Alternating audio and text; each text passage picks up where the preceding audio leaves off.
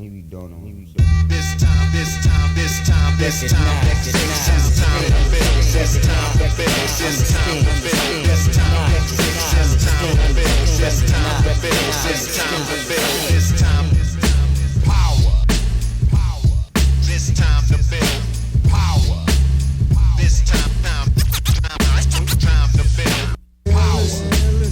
This time to build power. What's up, everybody? I'm your host, Chris Hampton. And this is Nate Drolet. And together we form the Pet Shop Boys. Any ideas? I'd guess it was late 80s, early 90s hip-hop, just... That would be an incorrect guess. It's actually from the UK, probably 2000s. Could be 90s, I guess. But they were super pop music. So, because talking today about popular trends. I see what you did there. See? It gets worse every time. I only actually know about the Pet Shop Boys because of an Eminem song. Never actually listened to the Pet Shop Boys. I couldn't tell you much about their music. Gotcha. I just know they're pop and they're British. That's all I really know. I'm just going to keep guessing that everything's a Tribe Called Quest reference. That's probably safe. Yeah. You'll be correct probably half the time. Perfect. Yeah. The other half, I'll just make you infuriated, so I win every time. I get messages about people not understanding how you don't understand my references. I get like 3 of those, let's be honest. And they're all Jeremy Ho. Exactly. Shout out, Jeremy. So yeah, we're talking about trends we like seeing becoming popular in climbing and training. And this actually became a much bigger topic than we originally thought it was going to be. So we've got a lot here, not our standard top 5 list. Yeah. We do have a few top that we want to talk on. And then we'll kind of do just quick, fast, lightning round, climb like Adam Ondra, Alex Magos, yellow lightning round. Yep. That's what we'll call it, the yellow lightning round. Yellow lightning round, yes. I like it. And we'll just shout out some other ones we'd like seeing. But let's start with kind of a big topic right now, actually, that I hope to talk more on in the future with some experts in the field. And that's strength training versus losing weight. Yes. I think that's a really positive trend in a lot of ways, not just in body image and general health, but I think it's better for your climbing, frankly. Yeah. Yeah. And kind of on this entire topic in general, as far as trends we like, I think it's a lot of our episodes, we tend to call things out. Well, we're haters. Yes, very much so. We're crusty. We've been here forever. It's true. But yeah, I feel like it's more common you hear people kind of criticized nowadays, and like we can be guilty of that. And so we both thought it would be important to say, hey, these are new things that are coming out or that are popular, and we're behind it. We think it's really cool. And we had a lot of them, which means we're way happier than I like to project that I am. Yeah, this list just kept growing. I know. Kind of bums me out. But yeah, so this first one is strength training versus like kind of strength training in general, but also in respect to getting stronger versus just losing weight when trying to improve a strength to weight ratio, which we're in a strength to weight ratio sport. Yeah. I mean, there's no way around that. Yeah. It's a fact. And I really like that getting stronger is a more popular thing nowadays than just losing weight. And especially for women. Because I feel like for men, getting stronger, like it's not always just been the go-to, but it's been a little more... it hasn't been stigmatized the way it has with women. Exactly. So I think it's really cool. Like, and it's awesome to see women who are really strong. Like, and there's so many out there that are just like, they put in the work and they're so fucking diesel. Yeah. Like, it's really cool. But yeah, just strength training in general, like it's cool to see. I mean, longevity in the sport is great, like general health. Like you said, I think it makes you a better climber.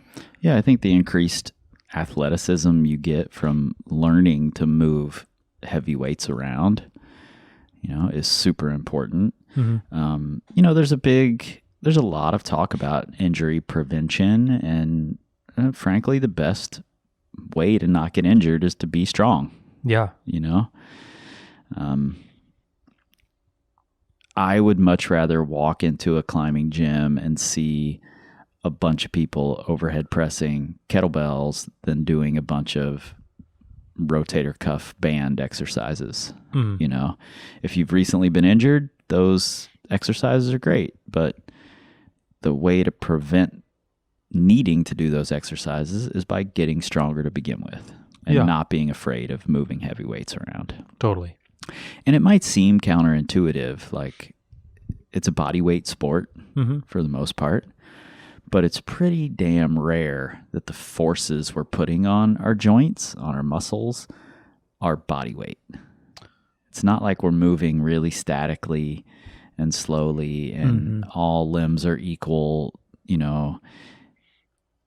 We're making pretty violent ballistic moves to pretty small edges that are asking our joints and our muscles to do pretty impressive things. So swinging a kettlebell around isn't really asking all that much, and you're not going to be able to mimic those forces using little bands or just body weight exercises. It's going to be pretty helpful to lift some weights. Yeah. And I think one argument that, and I was guilty of this, and it's something I try and look out. I try and, obviously I think most people like the idea of questioning their own assumptions. And I think one that a lot of us are guilty of is we look to the most extremes, right? With certain situations. So I've been climbing since 2005, and back then, first off, no one it was in the age of Chris Sharman, Dave Graham. You got better by climbing. They didn't train, so you didn't. Right. I mean, that was philosophy. No one said anything else. Right. But there was also the classic trope of, look at big guys who come in who lift weights. They're really strong at lifting weights, but they can't climb hard. Right. And it's like, yes, if we look to the most extreme, you're right. But we can do that with anything. I can look and say, well, look at these guys who only hangboard. They're really bad rock climbers. It's like, does that mean hangboarding's bad? No. I can say, look at these guys who live at Miguel's and can climb every day. Yeah. And they really suck at climbing. Yes. So we can look at anything to its extreme. Yeah. Nothing taken to its extreme for the most part is good. And so that's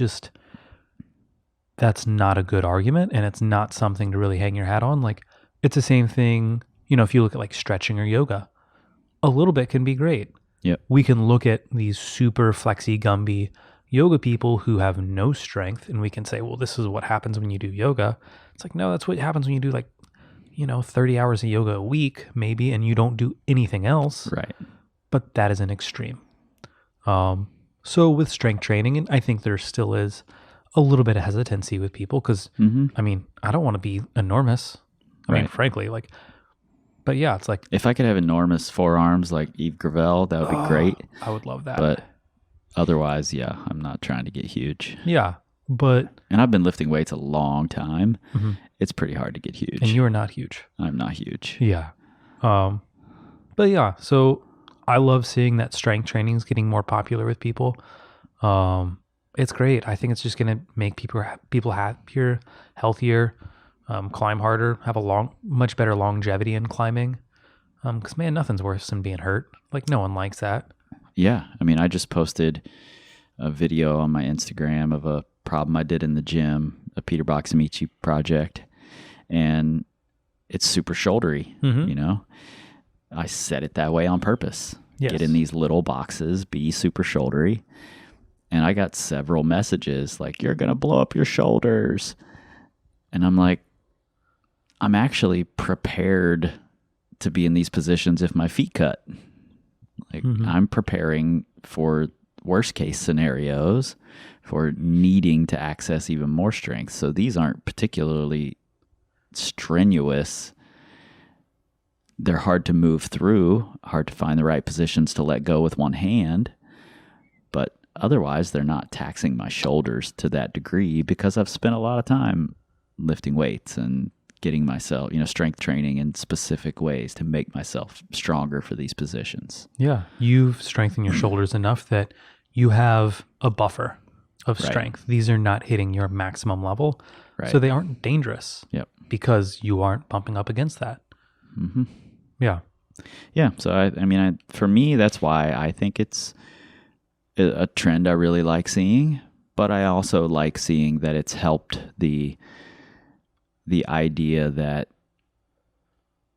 your body changing this way is doing it because it's this tool that's doing these really cool things, these amazing things, and it looks this way because of that.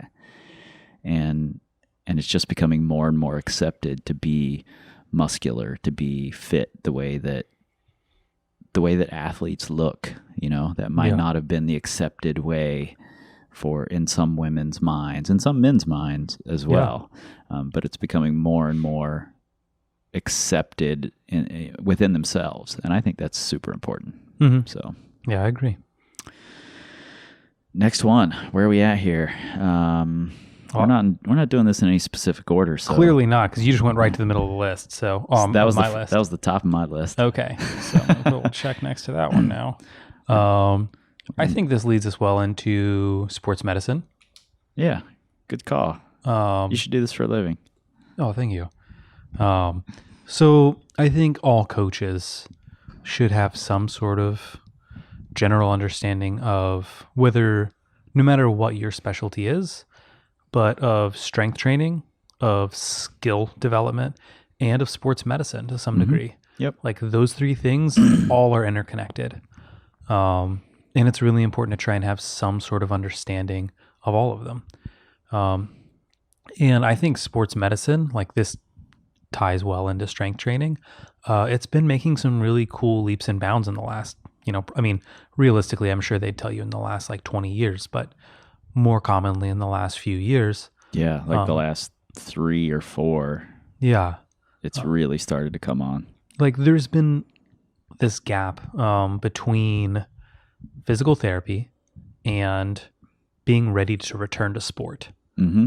And a lot of people still deal with this. If you work with physical therapists who don't work with athletes or things like that, they'll give you these band exercises or whatever.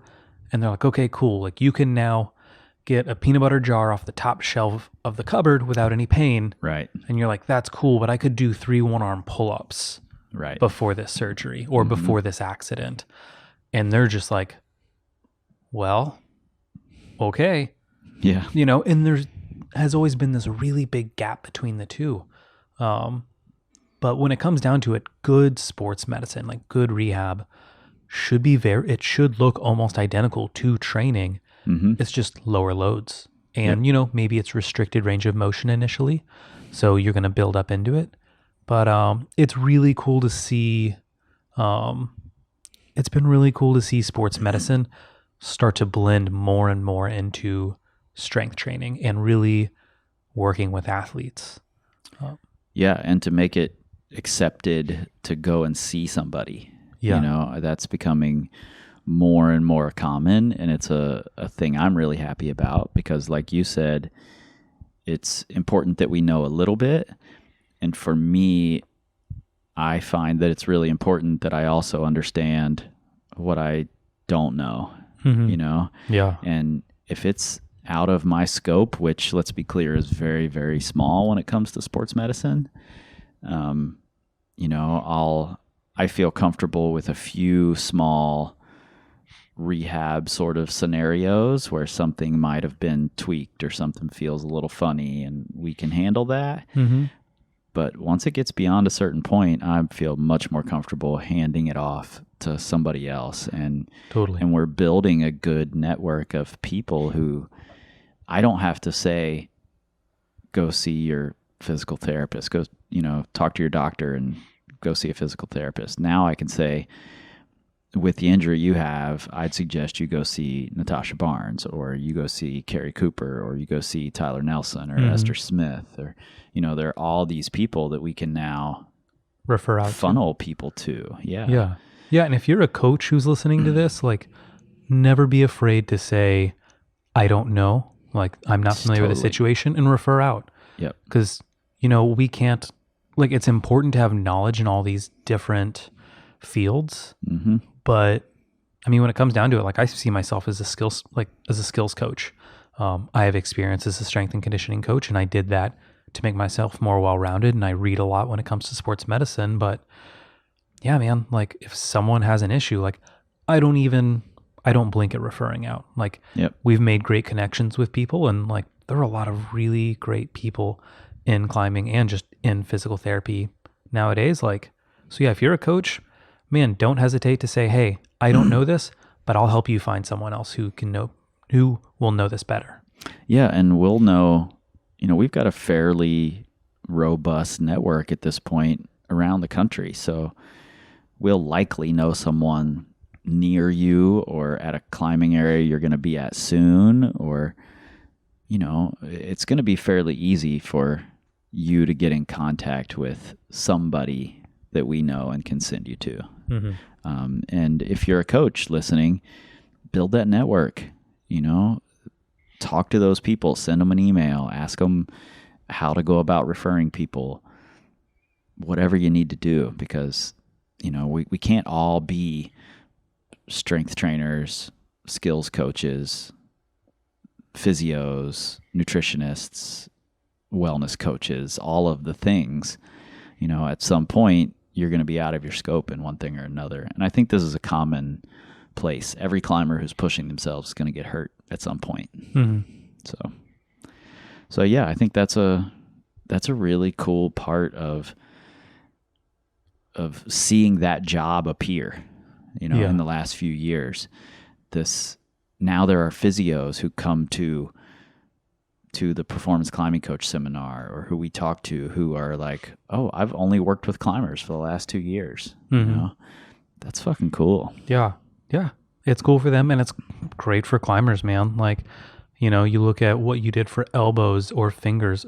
Man, when I started climbing, like, if you hurt your finger, like, what I was told was, you rest for however long it takes to stop hurting, and then you double that number before you try and climb again. And for a lot of people, that was 6 months total. Like, I heard so many people say, like, oh, you hurt a finger, like, rest at least 3 months, try climbing. If it still hurts, rest another 3. I'm glad I never heard that advice. Man, like, that was just like the standard. Yeah. Like, when I started. Funny. And yeah, it's like, you think about it now, it's like, that's the worst thing you could possibly do. Right. Like, but so it's really cool that, in our little sport of rock climbing, that sports medicine and knowledge has started to really trickle in. And I think this kind of carries us through to our next topic. Yeah, and that's science. You know, there's more and more science, more and more studies, more and more people doing research, more and more data coming into climbing and informing a lot of the decisions that we're making as coaches, as trainers. And I think that's super important. Yeah. You know, I think it can go overboard like anything else. Yeah. But used wisely, I think it's massively important to pay attention to that stuff. Totally. Yeah, it's really cool. I mean, this is another thing, like, I try and learn from as many different perspectives as I can, and I feel fortunate that there are people, so many other people in climbing who do read research, who do all these things. Like, I'm not trained to read research, and I have a lot of respect for that process and understanding that, like, yes, I'm literate. I can read. Right. I can read pages, but like, the thing is, the difference between being able to read something and truly understand it from the perspective, like yes, I took statistics, like, but that doesn't mean I can read a research paper and understand how they applied statistics in it. Like, I don't know how developing like all the data collection works. Like, I don't know a lot of these processes, and my ignorance kind of holds me back from being able to see those things and like read for biases and like see what are issues in all of these different papers. And so I feel super grateful that there are other coaches out there and other people who are out there reading these things that I can communicate with. And kind of have those connections with to be able to learn more from.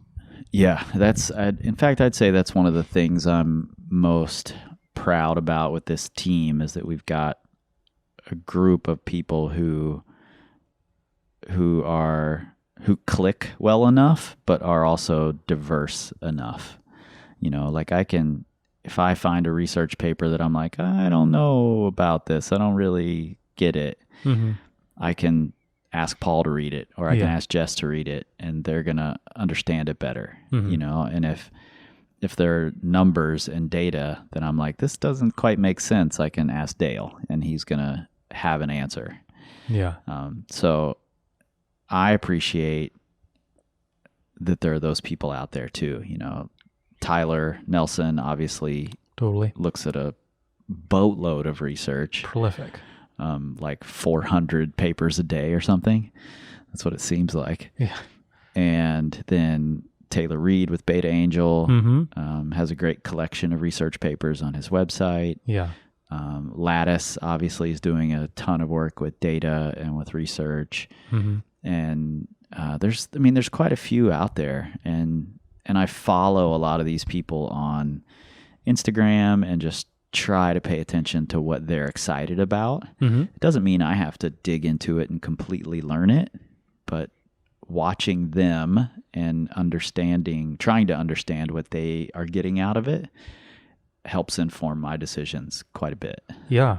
You know, and yeah, I think like, it's really cool to see. I mean, Tyler's a good example of someone who, man, he'll pick kind of like a small, narrow facet of something, and he looks at it from every angle and he turns it over. Tyler lives in 12 rabbit holes at a time. It's remarkable. But I mean, you know, he can be like, I'm looking at isometrics of elbow flexion.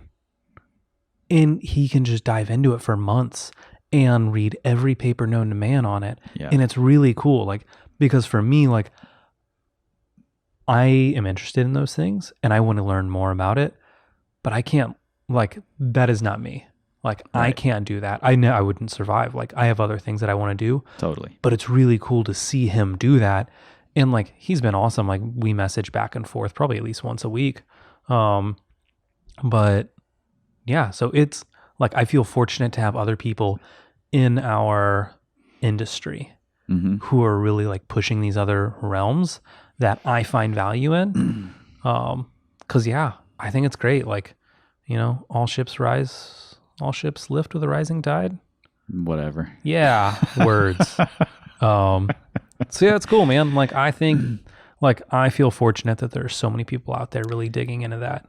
And you know, this just got brought up by what you were saying, and it's not one that's on our list, but I'll just throw it in here really quick. I also appreciate that there are more people today willing to share this information, to share their ideas, to, you know, share the way that they're training people than there were 5 years ago. Yeah. It was pretty abysmal 5 years ago, and people didn't want to share. They didn't want to talk. It was this secretive, weird little... Everyone kind of kept their cards close to their chest. Yeah. And I'd like to think that by putting this podcast out, by talking to other experts, by dragging things out, we've helped advance the idea that it's okay to talk about your ideas, your techniques, and what you've learned, and that it just makes everybody better by doing so. So that's one of the trends I really like seeing. Yeah. That's great. I completely agree. And that wasn't even on the list. I know. But spitballing here. You know what that really does? It blends in well to social media. Oh yeah, it does. And man, we're killing this one. Boom. So this is one that actually like may have been the impetus for this entire episode, but Instagram videos. Like, and videos in general. It's so easy to YouTube now. Like, yeah. It's so easy. Like, taking video of yourself and seeing yourself climb is invaluable. Like, Yep. it's unbelievable how many people don't know what they look like when they climb.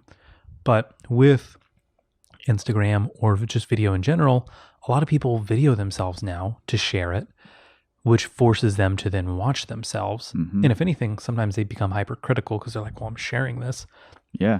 which means they're going to climb better. It's wonderful. Like, it's almost like cheating from a coach's perspective. Totally. And, you know, I've been known to hate on people's moonboard videos on their Instagram, but really I think it's a pretty damn good trend Yeah. to have that stuff up there, mostly because I don't have to follow you, so I don't have to see your moonboard videos.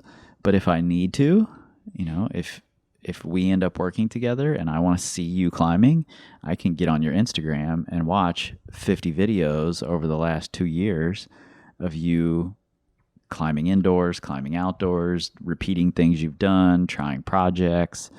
I can see everything I need to see in your Instagram profile, you know? And it's so hard as coaches, and you know this, we've all dealt with this. A lot of the older clients especially have a hard time with like filming themselves. Oh, yeah. They're like, it feels weird to film myself in the gym. And I'm like, is there a moonboard in your gym? Because if there's a moonboard, there's 12 people filming themselves at all times. There might be a permanent tripod. You don't know. So it shouldn't be a weird thing at all. Yeah. So I just think that trend, that the proliferation of film yourself sending and celebrate that send, you know, celebrate the mistake, celebrate the effort you put in, whatever it is a good trend that goes along with this videoing. Yeah. You know, I think it's huge. Yeah. I think it's great. It's a wonderful learning tool. I mean, so many sports, like, you watch videos. Like, that's what you do to get better. Like, Yeah. I mean, That's what teams do. They, after a game, they sit down and they watch game film. you watch films. You Like, know? and especially with something like climbing, where realistically you can't do that many moves in a day if you're bouldering and you're trying hard. So, like, you can only get so much value of on the wall time. But if you can, when you get off the wall, look down and be like, oh, what did that look like when I tried that move? And if you can say, oh, like, I didn't even realize the second I went for the move, my knee turned out instead of going in. Like, there are a lot of disconnects between what we feel happen and what is actually happening. And we can really close the gap using video. Yeah. So yeah, I think it's like, it's funny that this is that this is such a trend that like, you know, with moonboard videos or whatever, like when you first see them, you're like, I don't know. But like, now I think they're awesome. Mm-hmm.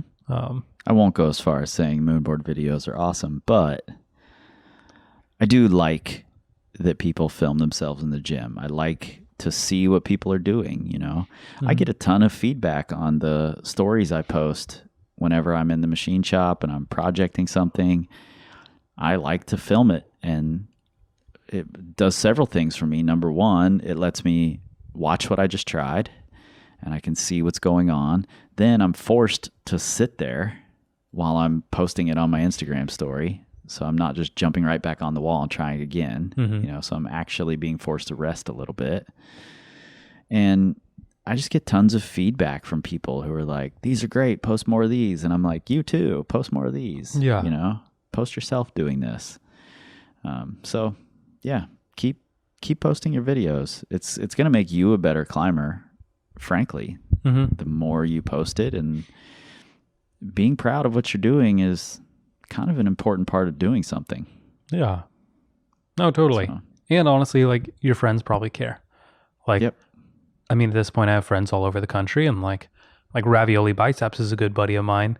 I love getting to see his climbing. Man, like the day he did Black Beauty, I was like, man, I was jumping up and down. I was so psyched. Like, yeah. He was jumping too because it was a moonboard. Yes. I see what you did there. But just kidding. But yeah, like, it's cool, especially if you have friends like far away. Like, it's kind of like getting to session together. So yeah, do it. This could slide us into I was just Either of the saying next this. two, but let's go with the moonboard connection. That's what I was thinking. Okay.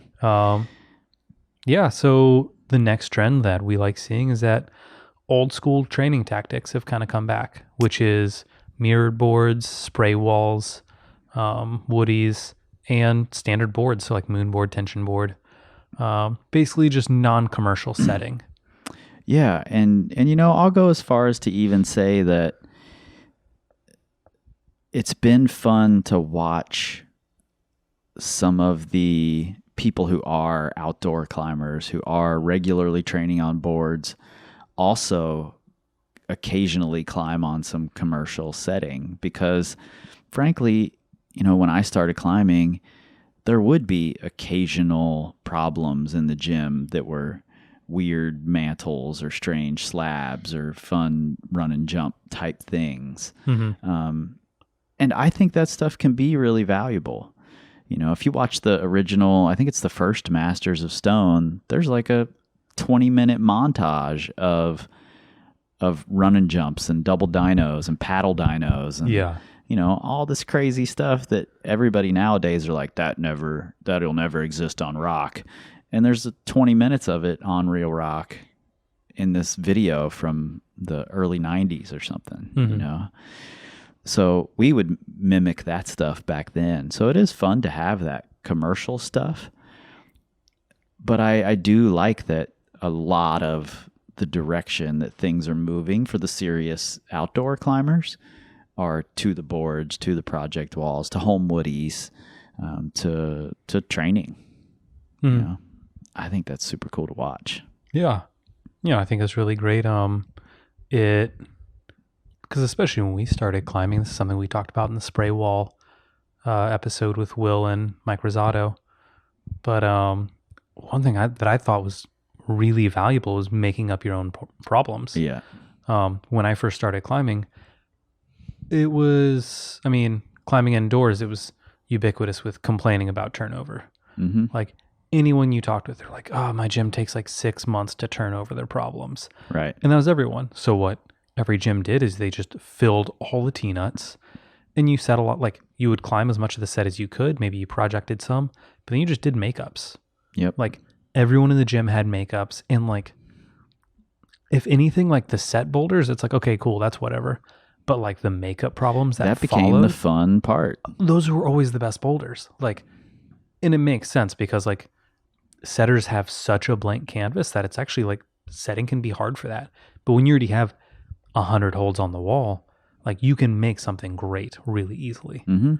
And you get to experience so many different styles. Yeah. You know, that's one of the things I appreciated about climbing back then, and that I'm really appreciating again in the machine shop, is that, you know, I was climbing with guys of different sizes, and, you know, there was Angie Payne who could hold on to every little crimp that you could put on the wall, didn't matter what size.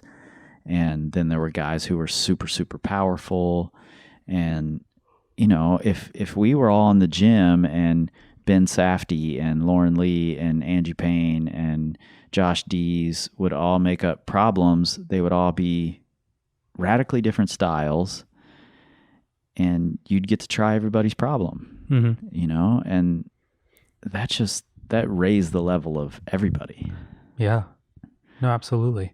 So, and setting your own problems, you learn how movement works, which is like a really cool aspect of being a route setter, is like, you don't understand movement. Like, it's such a fast way to understand movement as setting moves. And that doesn't mean you have to be using a wrench and putting holds on and off.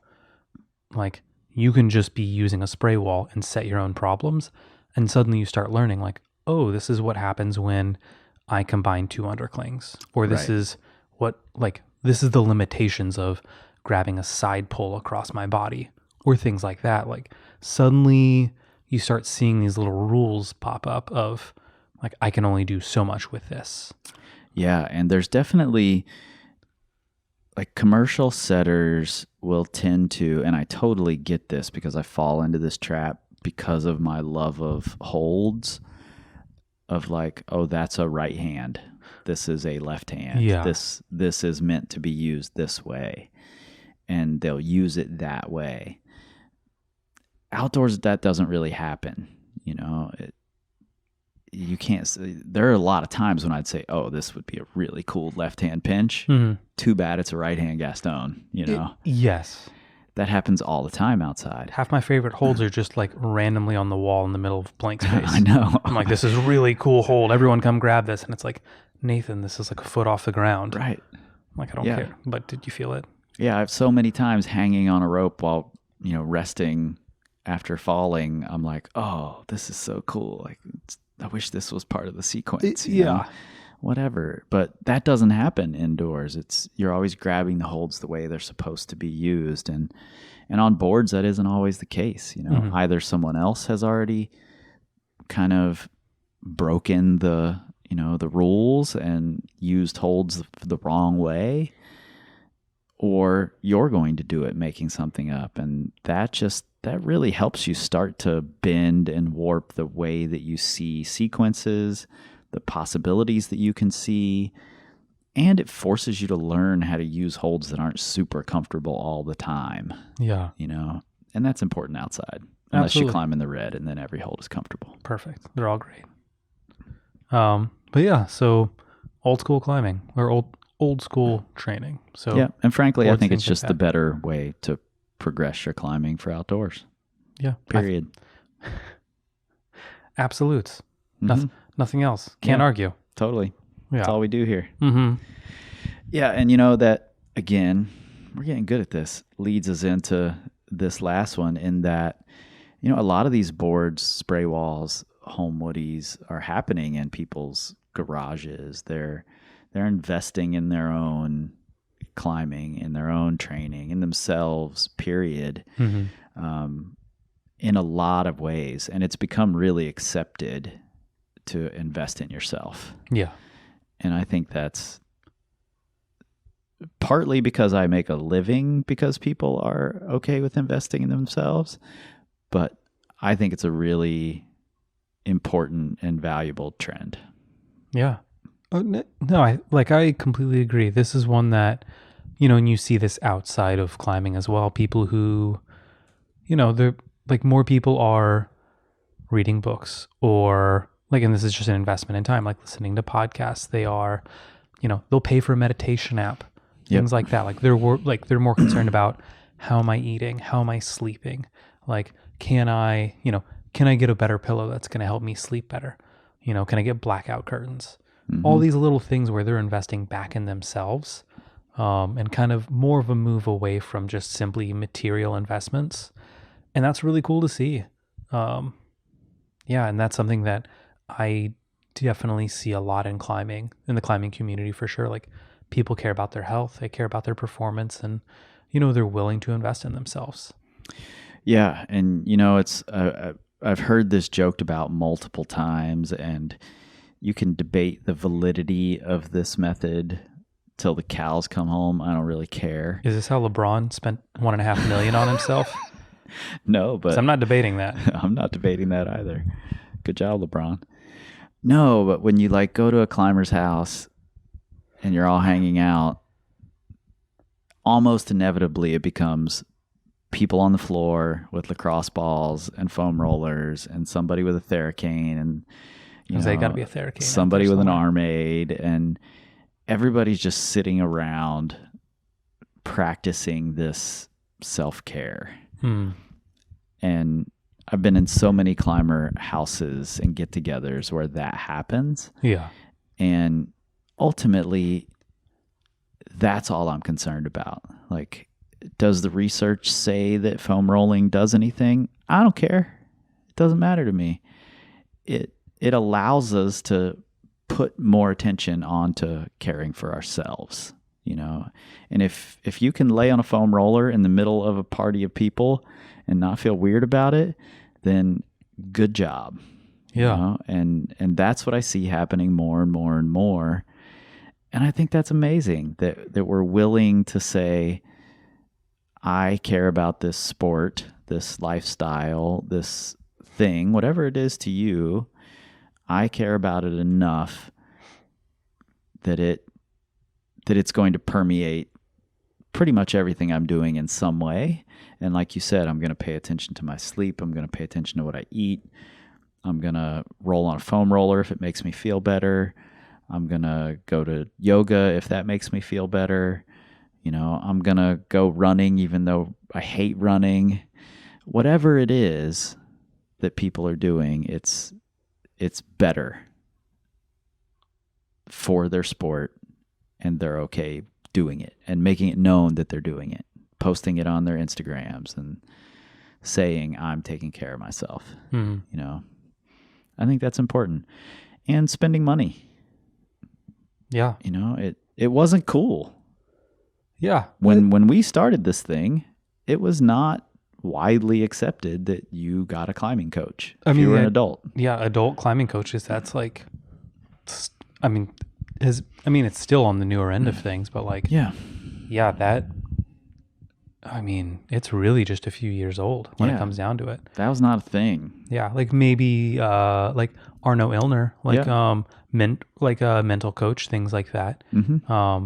Justin Shong was doing it. Yeah, and kind of similar field. I think Duncan Brown in Australia was doing it a little, and there were a few scattered around, but it was not a career for most people. No, Arno was kind of trailblazer in that respect, and that he really went all in and made it okay to do.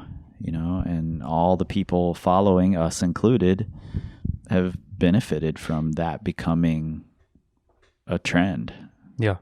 So I appreciate that. And, all of the people that we work with, Rhino Skin and Tension and, all of these people are making livings because people are interested in investing in themselves and in their climbing.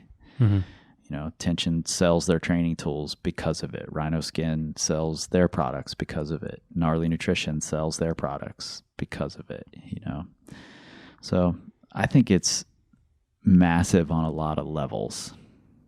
Yeah. I think it's just, honestly, I think it's a good way to live life. Like, if you're going to spend all this time and thought in climbing, man, invest in yourself. And if you're like, take care of your body. These are important things. Yeah. And sometime around the time this will come out, there'll probably be a new book you should buy. Just Boom. saying. Probably help you. You should invest in yourself and in that book. All right. You want to hit some of these lightning rounds? Yellow lightning rounds? Yes. Yellow Alex lightnings. Magos yellow lightnings. All right. I'm going to pull out my pen to check some boxes here. I got to check them off as we go here because I know we got some doubles. All right. First, I'm just going to go with this one. Comfier climbing shoes. That's a good one. I think that's huge. Yeah, like climbing shoe companies are making really good shoes nowadays. You don't have to downsize them nearly as much. And I don't see people downsizing their shoes nearly as much. Like I've been very slowly upsizing. Because I started by just crushing my feet and like I got used to it. My feet like got strong in this little balled up position. Yep. But yeah, I think it's great that shoe companies are making shoes better and better now, and people don't have to like smash their feet. Yep. And all y'all who are wearing shoes so comfortable that you can just walk around in them all day, not what we're talking about. Stop doing that. Yeah. You shouldn't be able to do the approach. But yep. All right. First up for me, social outreach programs. Oh yeah. I think the fact that like what Kevin Jorgensen and So Ill have done, what my friend Tyler did with Climb Malawi, Memphis Rocks. Yeah, the Memphis Rocks gym, all of those companies, individuals, nonprofits, whatever, who are reaching out and trying to get people who otherwise wouldn't be exposed to climbing into it. I think it's great. It's a fantastic sport and full of great people, and why not expose more people to it? So yeah, that's one I like seeing become popular. Yeah. To kind of tag off that, gyms in metropolitan areas. Totally. Here in Houston's a great example. Like you look at Silver Street downtown, and it's an incredibly diverse population there. Like in Houston, super diverse. Like, but it's really cool that many more people have access to climbing. Like, it's really rad. You go into a place like that, or any of the places that we go, and yeah, climbing's growing in a really cool way. Yeah, totally. And since you said that, I'll just add on the diversity groups who are all popping up and, you know, making noise. I'm so fucking glad that they're making noise and that they've allowed me in on some of those conversations very briefly and in very small ways. But like Brothers of Climbing and Brown Girls Climb and all of the groups that are out there promoting diversity within the sport, I think are just making the sport better in general. So I like seeing that one. Yeah. So I'm going to go ahead and say climbing meme accounts on Instagram because they're great. I don't care. There's like 1 million of them now, and I definitely thought we were going to hit a saturation point. They're hilarious. Shout out Rockin' Talkin' Robots, though. Rockin' Talkin' Robots. Also, R.I.P. Chaucy DMs. Yeah. Like, if they ever make a comeback, like you've got my follow. Yeah, free Chaucy DMs. We're going to start that campaign. Yeah, they were a group of women who were posting basically just super skeezy DMs that they were getting from just heinous people. And Instagram shut them down. Yeah. Twice. So, yeah, Chaucy DMs. Bring back Chaucy DMs. Yeah. All right. How about hand jammies? No, I'm just kidding. Hand jammies. Those should not become popular. No. Less people rap cleaning on sport climbs. Yeah, totally. For real. Like, rappelling's dangerous, y'all. Like, yeah, let's just stop doing that entirely. Yeah, it's easy to replace chains or wrap rings. Like, on anchors, they last for fucking ever. Like, and I'm going to be perfectly blunt and honest here. If you're dumb enough to think that it's a good idea to continue wrap cleaning sport climbs, then you're dumb enough to wrap off the end of your rope. Period. Or to screw it up in some way. Yeah, like there's just more opportunities for messing up. And a lot of sport climbs are overhanging. Like, you know what? Like, yeah, chains, wrap rings, they're easy to replace. Like, if you feel bad about it, donate to your local climbing coalition or bolt replacers or whatever.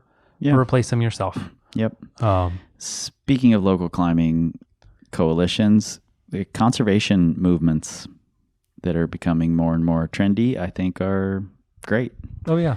I think it's super smart. I just recently heard that Tommy Caldwell's he's planning to try and do some big conservation movement in Wyoming at the Climbers Festival. Oh, well. I would love to see it happen. Don't know if it will. There's lots of political wheels that have to, show up in place. But I think having people like Tommy and Alex and other top climbers talking about conservation and other big groups coming into it and building that world, I think is hugely important, and I'm glad it exists. Yeah, I mean, a lot of what we do isn't sustainable in the long run as far as bolts and things like that. Like, they need to be replaced. Like, there's a lot of things that need to happen, and it's cool that people are really stepping up for that. Yeah, and I'm definitely not talking conservation like what the idiots in 10 Sleep did with red locks and smashing bolts and all of that. That's the opposite of conservation. So we are not at all talking about that. We're talking about the companies who do it in a really sustainable and positive way. And I just wanted to shout out to my friends at the Climbing Initiative, a new company who are getting started, new nonprofit, trying to do some global work in the conservation space. So shout out to them. Nice. I have one other. This should have been on the top of our list. Ooh, I got some more. I got a bunch. Okay. People viewing climbing as a sport. Oh yeah, sure. Okay. Like, yeah, but it's one of those things that and treating themselves like athletes at the same time. Exactly. Yeah. Like, and this kind of goes with investing in yourself, but, like 10 years ago, there was this idea of, hey, don't take yourself too seriously. Right. And climbing isn't just a sport, it's a lifestyle. People used to get mad about it. Oh my gosh, so mad. Yeah. Like, people would just be like, you're taking things too seriously. I don't know if you fucking drank water during out at the crag. Like, hey, it's not climbing if you're not drinking beer or Yeah. things like that. Totally. But yeah, like people view themselves as athletes now, and it's really cool to see. Mm-hmm. You know, and I think that it's like our sport is progressing because of it. Like there are people coming out, and I mean, we had a workshop where it was a 12-year-old girl was in it, and she's warming up, and I was like, hey, so how are you feeling? And she was like, well, I haven't done my dynamic stretches today because I got here a little late, so I'm a little bit stiff, but as I warm up, I'll probably get my full range of motion. And I was like, what? Like, and yeah, it's like, but this is just like, it's a new level, and it's cool to see, man. Yeah, and you're right. It is a new level, and it's gonna, that's where the next level comes from, is more and more people viewing it as something that important. Yeah, like, and they're not like doing crazy, insane, like, these aren't far-fetched things. It's just like, oh, like I'm hydrated. Mm-hmm. I try and treat my body as if it's important to me. Like, just covering the fundamentals like an actual athlete would. So that's cool. I like seeing that. Yep, same. And along that same line, I think another cool thing that's coming in that I like seeing, and I think it's going to get bigger and bigger in the next 3-4 years, is training specific gym spaces like crux conditioning. Oh, yeah. That are weightlifting, fitness, climbing gyms, but not birthday party gyms. You're not risking having a bunch of kids running under you. It's not all going to be new World Cup style setting. It's going to be very focused on you getting better outdoors. Yes. Places like GP81 in New York. And some gyms are really putting a focus on just having that big section in their gym, and I think that's huge. And I hope to see more and more of that, and more of these gyms like Crux popping up all over. Yeah. And that leads me into my last one, which is that climbing can be a career now for a lot of different people. Mm-hmm. Yeah. I had these cool conversations at CWA last year with Boone Speed and with Typhus and with Jared Roth and all these people who I've seen in the industry for years. And we've all sort of reinvented ourselves multiple times, doing different things, new things, creating things, and finding a way to make a career out of it. We're all still here. We started doing it because we loved climbing. We tried to make money at it because we loved climbing. And now we're making a living at it because we love climbing. You know? And I think it's cool that climbing is growing enough because of all of these things that it can provide careers for such a wide range of people. So, yeah, no, it's super cool. I mean, you look at like route setting, like, yeah, it's a career now. Yeah. It's not a trade for your membership thing anymore. Yeah. I was a route setter for just over 6 years, and I quit because I couldn't afford to be a route setter. Yeah. Like, and that's just how it was. But now it's like, man, it's a fucking career. Like, people have like benefits. Like, that's super cool. Yeah. I was talking to Mercedes just recently at the Performance Climbing Coach, and she works with the route setters at Seattle Bouldering Project. There's a day where the route setters get paid to come in and do mobility and strength work with her to, make sure they stay healthy. Yeah. And they're getting paid to come in and do that. That's awesome. I think that's fucking amazing. Yeah. So good job climbing. Good job coming along. I also appreciate that hammocks are a growing trend. Get out of here. Especially across the trails at your local crags. Noob cocoons, I believe is what they're called. Sorry, not sorry. I hadn't heard that before, but I like it. It's Mikey Williams. Thanks for that, Mikey. And yeah, thanks all of you guys out there listening for making this a viable thing. These trends are becoming popular because of you all out there, because you all love this shit and you're zealots and you won't stop listening to this podcast and buying things and investing in yourselves, God forbid you should do that. But it's becoming a cool time to be in this industry and to be involved in this sport, lifestyle, whatever you want to call it, whatever it is to you. Yeah. I just need to pick a word. I'm just going to use sport from now on. I think sport. Like, let's take ourselves seriously. Yeah, sport. So, I appreciate it. Yeah. No, I've been doing this 16 years, and I can honestly say, I think this is the best time to be a part of it. Did you ever think 7 years ago that this could even be a viable career? Oh God, no. It never occurred to me. This wasn't an option.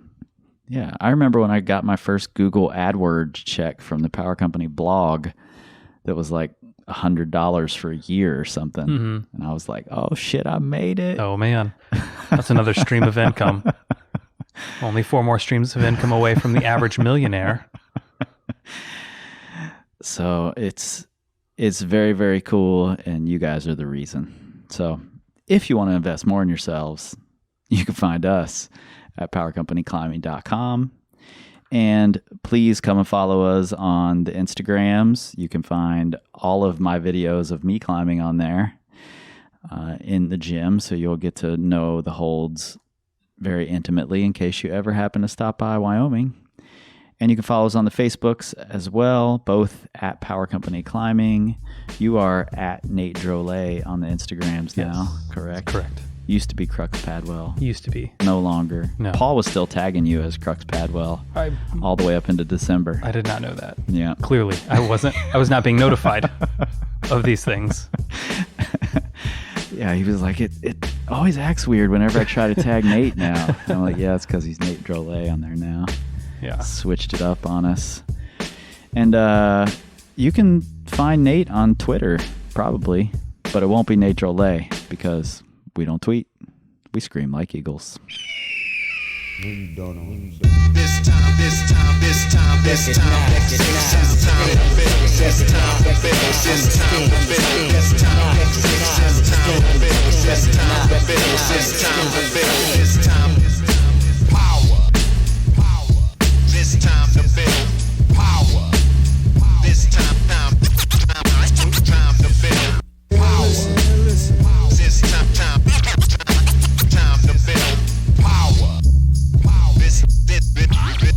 This time to build power. This time to build power. This time to build power. This time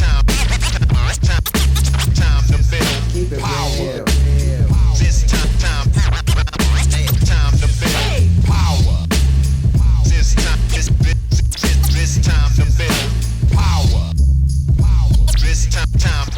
This time to build. This time to build. This time to build. This time to build.